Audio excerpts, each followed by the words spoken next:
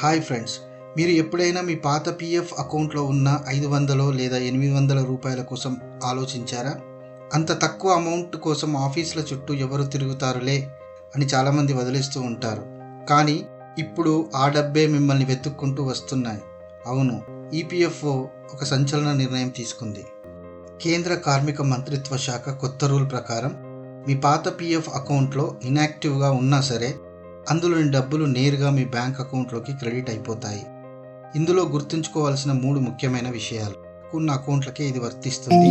No paper work, మీరు ఏ ఆఫీస్కి వెళ్ళనక్కర్లేదు, ఒక అప్లికేషన్ కూడా పెట్టనక్కర్లేదు.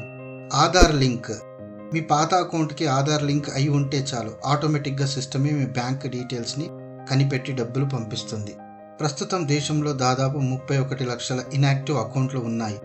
ఇందులో దాదాపు 10,000 కోట్ల రూపాయలు మూలుగుతున్నాయి. ప్రస్తుతానికి గవర్నమెంట్ ఒక 6 లక్షల అకౌంట్లను సెలెక్ట్ చేసి ఈ డబ్బులు పంపిస్తుంది. ఇది సక్సెస్ అయితే మిగిలిన 25 లక్షల అకౌంట్లకి ఇదే పద్ధతిలో డబ్బులు జమ చేస్తారు. కాబట్టి మీ పాత కంపెనీల యూఏఎన్ నంబర్లు, ఆధార్ లింక్డ్ స్టేటస్ ఒకసారి చెక్ చేసుకోండి. ఫ్రీగా వచ్చే మన సొంత డబ్బుల్ని ఎందుకు వదులుకోవాలి? అవునా? మీ ఫ్రెండ్స్ అందరికీ షేర్ చేయండి.